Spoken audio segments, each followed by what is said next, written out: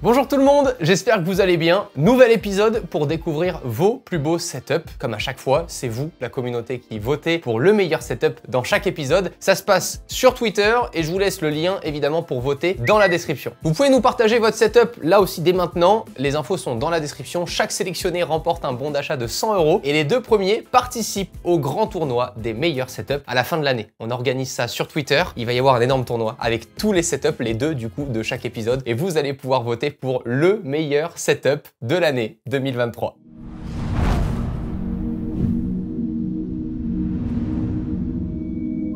Benjamin, on commence ce nouvel épisode avec ton univers. Un bureau entièrement en bois que tu as conçu toi-même, du plan de travail au support pour ton PC, ainsi que les différentes étagères. On sent que tu y as passé un temps de dingue. Voilà. Un i9 10900 KF, une MSI RTX 3060 en version Gaming X et 64 Go de RAM accompagné d'un refroidissement de chez Be Quiet, le Dark Base Pro 900. C'est ton troisième PC depuis 2013 pour en arriver à un tel résultat. Quel boulot et quelle config, franchement déjà bravo. Tu me dis que tu l'utilises notamment pour éditer quelques contenus et pendant des sessions de gaming. Après, tu te sers de deux écrans, un Asus en 27 pouces, le VG29AQ, parfait pour le gaming, et un écran secondaire, un AOC également en 27 pouces. Une seule petite remarque, j'aurais plutôt fixé la multiprise sous le bureau plutôt que sur le côté. On la voit un peu trop là. Passons à ton équipement audio parce que je vois que t'es audiophile, clairement. Tu utilises des enceintes Presonus Eris E3.5 avec un excellent rapport qualité-prix pour ton utilisation, et tu disposes aussi de deux casques, un casque confortable pour toute la journée, l'AKG K240 et un Audi's Mobius en version carbone, un casque très précis, surtout pour l'écoute en Dolby Atmos lors de tes sessions haute qualité avec Tidal. En parlant de son, quel home cinéma. T'as conçu cette partie morceau par morceau en fait pour s'adapter parfaitement à ta pièce, et tu me dis que t'as pris un réel plaisir à le concevoir, ça m'étonne pas, pour profiter du coup de la qualité d'image avec une LG OLED 55CX accompagnée d'un son en 5.22 avec différentes enceintes focales. Tu as pu intégrer les enceintes derrière ton canapé pour profiter des effets Atmos, ça t'a évité de faire des trous en même temps dans le plafond. Franchement, encore une fois, incroyable d'avoir aussi bien personnalisé cette pièce. Et pour terminer, tu disposes d'un amplificateur dédié pour avoir un vibreur vissé au canapé et avoir une expérience de visionnage encore meilleure. Il faudrait que j'essaie à l'occasion lors d'un rendez-vous au premier virage. Ça doit secouer. Benjamin, merci pour ce partage, bonne chance pour le vote de la communauté. L'un des derniers épisodes des setups, c'était lors du Tour de France des setups, qui a peut-être du coup donné cette idée à Renault qui sponsorise cette vidéo. On s'est chargé plusieurs fois en faisant ce Tour de France puisqu'on était en véhicule électrique, et à plusieurs moments j'ai moi-même pensé que ça serait 10 fois plus pratique de pouvoir aussi se recharger chez des particuliers plutôt que d'essayer de trouver des bornes de recharge publiques. L'application Plugin de Renault, qui est gratuite, permet dès maintenant aux propriétaires de véhicules électriques et hybrides rechargeables de toute marque de se recharger chez toi. En 10 minutes, tu peux fixer ton prix au tarif conseillé de 4,50 € de l'heure, les plages horaires aussi et les disponibilités et la puissance de ta borne pour que des particuliers viennent chez toi se recharger. Vous êtes de plus en plus nombreux à rouler en électrique et le réseau de bornes de recharge ne se développe pas au même rythme. La solution est sûrement déjà là, sous nos yeux, dans notre parking ou notre jardin. Et en tant que conducteur, c'est toujours une galère de ne pas trouver où se recharger en dehors de chez soi. Plugin est la solution complémentaire au réseau public et s'appuie sur une communauté grandissante d'hôtes et de conducteurs dans toute la France. Je vous laisse créer votre compte en tant qu'utilisateur ou pour devenir hôte. Le lien est disponible dans la description.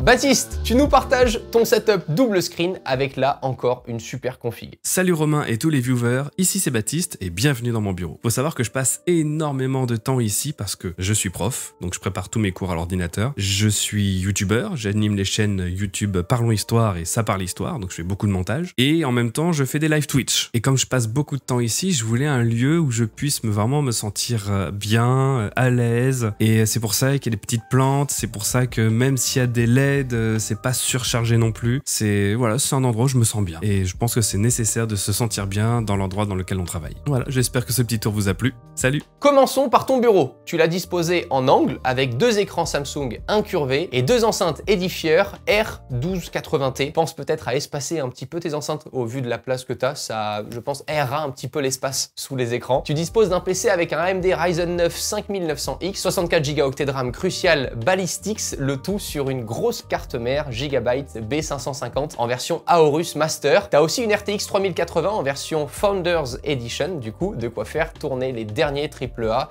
en excellente qualité, aucun doute. Pense peut-être aussi à démonter le second support SSD vide de ton boîtier pour un peu plus de minimalisme, voilà, comme ton bureau. On est dans le détail. Côté périphérique, tu utilises un Stream Deck en version 32 touches avec quelques personnalisations que tu as pu réaliser d'ailleurs en jouant avec les boutons pour y insérer un fond d'écran. Tu as également une Lametric Time, très pratique et très sympathique, voilà, pour personnaliser les différentes applications disponibles. Dommage, son prix est toujours et a encore augmenté là, aberrant, frérot. Pour terminer, je vois que tu as installé une bande Govee Glide au-dessus de ton bureau. D'ailleurs, tu as pris un plan de travail de cuisine plutôt qu'un bureau. Bon, c'est un classique et ça permet généralement d'avoir en plus de ça plus de choix sur les tailles et la config qu'on veut pour faire son setup. Baptiste, merci pour le partage et bonne chance pour le vote de la communauté. À ce propos, et avant d'enchaîner, merci à tous pour votre participation lors du dernier épisode et les votes du coup que vous avez donnés sur Twitter. Voici les résultats. Hugo, avec 7% des voix, tu finis à la 4e place. Merci pour ta participation. Ryan, 17% de vote, 3e. Elio, 23%, top 2. Tu es sélectionné pour le grand tournoi de la fin de l'année. Et Cédric, 53% des votes. Bien joué à toi. Exceptionnel comme setup. On te retrouve évidemment dans le grand tournoi des setups en fin d'année sur Twitter. Place à Nathan, bienvenue dans cette sélection. Ce n'est pas un, mais 3 setups que tu vas nous montrer. Premier setup, ton setup gaming avec un PC qui a la moitié de mon âge. Un PC OEM de chez Asus. Il dispose d'un Intel i7 6700, 8 Go de RAM et d'une GTX 960. Comme écran, et on l'adore, un Samsung C49 en version 120 Hz. Sur le bureau, un clavier SteelSeries version Apex 350, une souris Logitech M235, sans oublier les quelques plantes Ikea et les figurines pop de la Casa del Papel. Second setup, ton environnement de travail, un PC portable de chez Asus aussi avec un Core M3 6Y30 et un second de chez Dell. Tu peux les brancher si nécessaire à un écran externe de chez Philips en 27 pouces. Quelques plantes Ikea encore une fois sont là avec des figurines pop, cette fois Groot. Troisième setup, ton espace multimédia avec un meuble télé Ikea sur lequel tu utilises une Samsung Q70T et je vois sinon une Xbox One S et sur le côté on remarque une collection de sneakers avec encore et toujours quelques figurines pop. Cette fois, The Witcher et Viking. Vous aussi, vous aimez les figurines pop? Moi, j'ai eu ma petite période, mais je serais quand même curieux de savoir le nombre d'abonnés qui sont fans dans les commentaires. Donc, on va juste mettre les noms des figurines pop qu'on a. Ça va être un enfer, les commentaires. J'en ai pas parlé, mais bravo Nathan pour le cable management. Il est nickel. Voilà. Là, à chaque fois, dans chaque setup, aucun câble ne dépasse. À croire que t'as rien branché. Je vous le dis honnêtement, parfois, je vous soupçonne de rien brancher. Parce qu'on l'a déjà fait dans des setups. Non, mais je dois l'avouer. Hier, notamment, j'ai dit à Thomas, bon, le Walking Desk, là, que les gens vont voir bientôt sur la vidéo, sur la chaîne et tout. On n'a pas besoin de le brancher, sinon on va avoir les câbles. Nathan, tu nous dis aussi que tu es en plein renouvellement de ton setup. Le but est de vendre petit à petit tes produits pour déménager et passer sur un setup full Apple. T'es toi-même étonné de vouloir changer, mais t'as hâte de te lancer dans la photo et vidéo. Évidemment, n'hésite pas à nous repartager ce nouveau setup Apple très bientôt dès qu'il sera fait. Merci Nathan, bonne chance pour le vote de la communauté. Simon, bienvenue.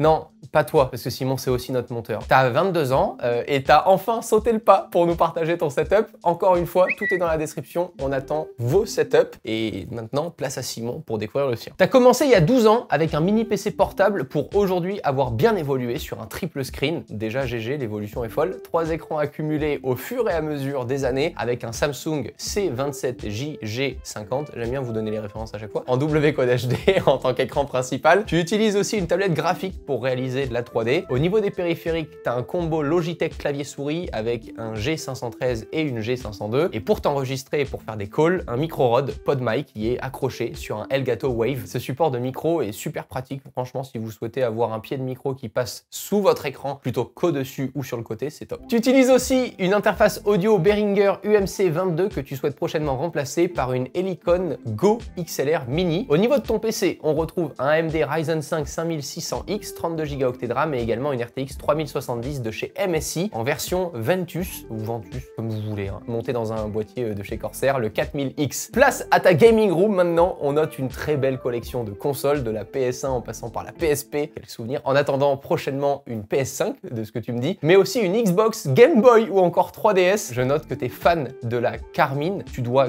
regarder à mon avis pas mal de sessions dans le coin TV et tout est éclairé avec une guirlande. C'est original, j'aime bien, j'aurais jamais pensé pensé à faire ça, mais c'est vraiment super original. Je trouve que ça casse complètement en fait le côté tech minimaliste, y compris à l'intérieur de ton meuble pour mettre en valeur certaines consoles. Simon, merci de ton partage. D'ailleurs, il est où ton premier PC dans la collection? Voilà, le mini PC dont tu me parlais, je serais curieux de savoir. Merci à tous en tout cas d'avoir suivi ce nouvel épisode des Setups. C'est top de vous retrouver à chaque fois une fois par mois. Si vous êtes abonné à la chaîne, je vous dis au mois prochain ou à très bientôt dans une prochaine vidéo et j'attends avec impatience de découvrir vos prochains setups. Vous pouvez participer dès maintenant dans la description, il y a toutes les infos. Prenez soin de vous, ciao tout le monde.